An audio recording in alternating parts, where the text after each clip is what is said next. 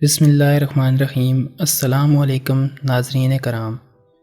10 جولائی 2020 کو ترکی کے صدر رجب طیب اردوغان نے استنبول کی تاریخی اہمیت کی حامل عمارت آیا صوفیہ کو میوزیم کی حیثیت ختم کر کے مسجد میں تبدیل کر دیا۔ یہ عمارت جو 1500 سال پہلے ایک کلیسا کے طور پر تعمیر کی گئی تھی، اس کی حیثیت کو بدلنے کا فیصلہ تنازع کا باعث رہا ہے۔ سلطنت عثمانیہ کے دور میں اس عمارت کو کلیسا سے مسجد میں تبدیل کر دیا گیا تھا۔ ناظرین کرام، اب جب اس عمارت کو دوبارہ میوزیم سے مسجد میں تبدیل کر دیا گیا ہے تو تمام مسلم دنیا میں خوشی کی لہر دوڑ گئی ہے، جبکہ عیسائیوں نے اس فیصلے کو ٹھیک قرار نہیں دیا۔ آج سے تقریباً 86 سال پہلے کمال اتاترک، جس کی حکومت سیکولر تھی، اس نے اسی مسجد کو میوزیم میں تبدیل کیا تھا۔ اگر اس سے پہلے کی بات کی جائے تو اس عمارت آیا صوفیہ کی ایک پوری تاریخ ہے کہ کیسے سلطان محمد فاتح نے اس کو فتح کیا تھا اور اس عظیم الشان عمارت کو کس نے تعمیر کیا تھا۔ اس لیے ضروری ہے کہ آپ ویڈیو کو آخر تک ضرور دیکھیں۔ ناظرین کرام، آپ سن رہے ہیں صفحہ تاریخ۔ اگر آپ نے ابھی تک ہمارا چینل سبسکرائب نہیں کیا تو چینل کو سبسکرائب کریں تاکہ اس طرح کی تاریخی ویڈیوز آپ تک پہنچ سکیں۔ آیا صوفیہ یونانی لفظ ہے، اس کے معنی حکمت خداوندی کے ہیں۔ یہ عمارت مشرقی آرتھوڈاکس کا سابقہ گرجا ہے، جسے 1453 میں فتح قسطنطنیہ کے بعد عثمانی ترکوں نے مسجد میں تبدیل کر دیا تھا۔ 1935 میں مصطفیٰ کمال پاشا نے آیا صوفیہ کے گرجے اور مسجد کی حیثیت کو ختم کر کے اسے عجائب گھر بنا دیا۔ آیا صوفیہ ترکی کے شہر استنبول میں واقع ہے اور تاریخ عالم کی عظیم ترین عمارتوں میں اسے شمار کیا جاتا ہے۔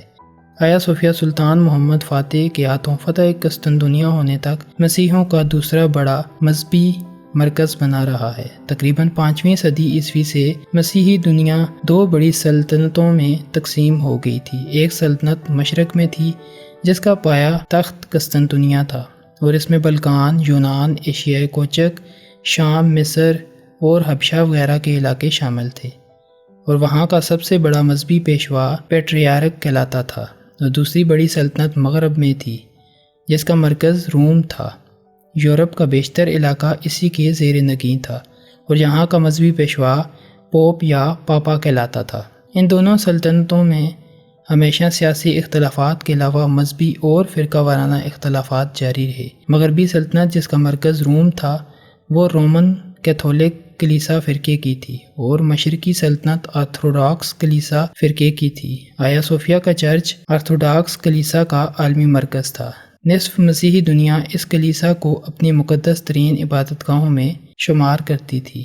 آیا صوفیہ اس لحاظ سے بھی اہم تھا کہ وہ روم کے کیتھولک کلیسا کے مقابلے میں زیادہ قدیم تھا۔ اس کی بنیاد 3 صدی عیسوی میں اسی رومی بادشاہ قسطنطین نے ڈالی تھی، جو روم کا پہلا عیسائی بادشاہ تھا اور جس کے نام پر اس شہر کا نام بازنطینیہ سے قسطنطنیہ رکھا گیا تھا۔ تقریباً 1000 سال پہلے تک یہ عمارت اور کلیسا پورے عالم عیسائیت کے مذہبی اور روحانی مرکز کے طور پر استعمال ہوتی رہی۔ مسیحیوں کا عقیدہ بن چکا تھا کہ یہ کلیسا کبھی ان کے قبضے سے نہیں نکلے گا۔ اس سے ان کی مذہبی اور قلبی لگاؤ کا یہ عالم ہے کہ اب بھی آرتھوڈاکس کلیسا کا سربراہ اپنے نام کے ساتھ سربراہ کلیسائے قسطنطنیہ لکھتا آیا ہے۔ قسطنطین نے اس جگہ 360 عیسوی میں ایک لکڑی کا بنا ہوا کلیسا تعمیر کیا تھا۔ 6 صدی میں یہ کلیسا جل گیا تو اسی جگہ جسٹنٹین اول نے 532 عیسوی میں اسے پختہ تعمیر کرنا شروع کیا اور اس کی تعمیر 5 سال 10 مہینے میں مکمل ہوئی۔ 10,000 معمار اس کی تعمیر میں مصروف رہے اور اس پر 10 لاکھ پاؤنڈ خرچ آیا۔ اس کی تعمیر میں بادشاہ نے دنیا کے سب سے مہنگے سنگ مرمر استعمال کیے۔ تعمیر میں دنیا کے خاص مصالحے استعمال کیے گئے۔ دنیا بھر کے کلیساؤں نے اس کی تعمیر میں بہت سے نوادرات و نذرانے پیش کیے، اور روایت ہے کہ جب جسٹنٹین اول اس کی تکمیل کے بعد پہلی بار اس میں داخل ہوا تو اس نے کہا، سلمان، میں تم پر سبقت لے گیا۔ نبی سلمان علیہ السلام کے ذریعے بیت المقدس کی تعمیر پر تکبرانہ اور گستاخانہ جملہ تھا۔ جب 1453 میں عثمانی سلطان محمد فاتح نے قسطنطنیہ کو فتح کیا اور بازنطینیوں کو شکست ہو گئی تو اس شہر کے مذہبی رہنماؤں اور راسخ العقیدہ عیسائیوں نے اسی کلیسا میں اس خیال سے پناہ لے لی تھی کہ کم از کم اس عمارت پر دشمن کا قبضہ نہیں ہو سکے گا۔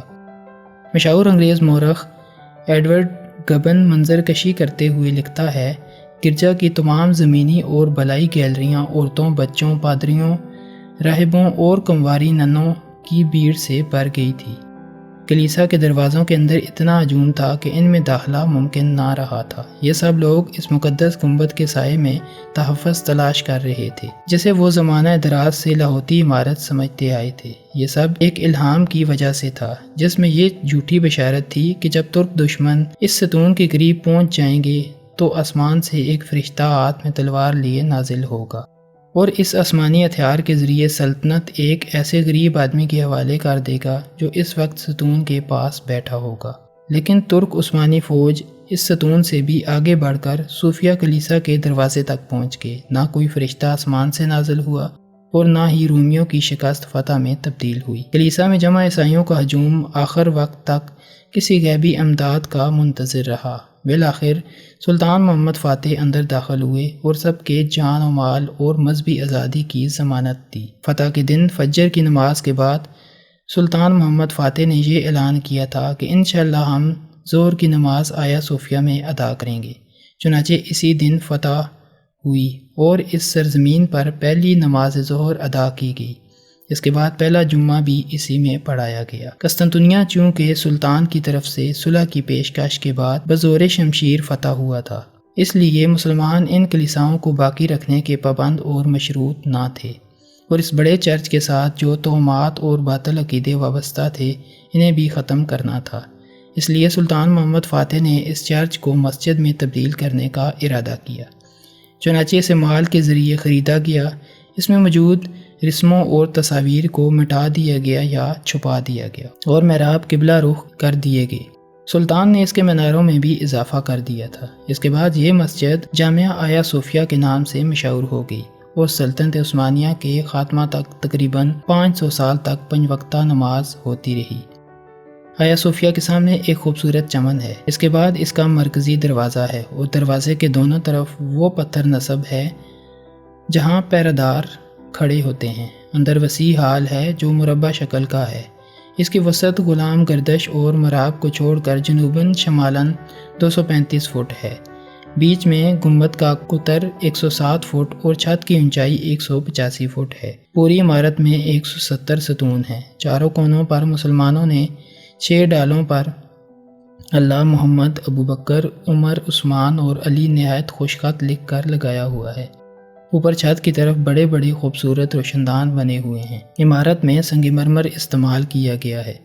بے شمار تختیاں لگی ہوئی ہیں جن پر عربی خط میں لکھا اور نقش و نگار کیا گیا ہے۔ آیا صوفیہ کی عمارت فتح قسطنطنیہ کے بعد 481 سال تک مسجد اور مسلمانوں کی عبادت گاہ رہی، لیکن سلطنت عثمانیہ کے خاتمے کے بعد جب مصطفیٰ کمال اتاترک ترکی کا سربراہ بنا تو اس نے اس مسجد میں نماز بند کر کے اسے میوزیم بنا دیا۔ 31 مئی 2014 کو ترکی کی نوجوانان اناطولیہ نامی ایک تنظیم نے مسجد کے میدان میں ایک مہم چلائی جو آیا صوفیہ کو مسجد بحالی کے مطالبے پر مبنی تھی۔ اس تنظیم کا کہنا تھا کہ انہوں نے 1.5 کروڑ لوگوں کی تائیدی دستخطوں کو جمع کیا ہے، لیکن اس وقت کے وزیر اعظم کے مشیر نے بیان دیا تھا کہ ابھی آیا صوفیہ کو مسجد میں بحال کرنے کا کوئی ارادہ نہیں ہے۔ 10 جولائی 2020 کو ترکی کی عدالت عظمیٰ نے آیا صوفیہ کو مسجد میں تبدیل کرنے کی قرارداد کی منظوری دے دی اور میوزیم کو منسوخ کر کے باضابطہ سرکاری طور پر مسجد بحالی کا فیصلہ صادر کر دیا گیا۔ ترکی کے صدر رجب طیب اردگان نے آیا صوفیہ کی مسجد بحالی کے فیصلے پر دستخط کر دیے ہیں۔ یہ تھیں دوستو آیا صوفیہ کے بارے میں چند باتیں۔ اگر ویڈیو پسند آئی ہو تو لائک ضرور کریں۔ شکریہ۔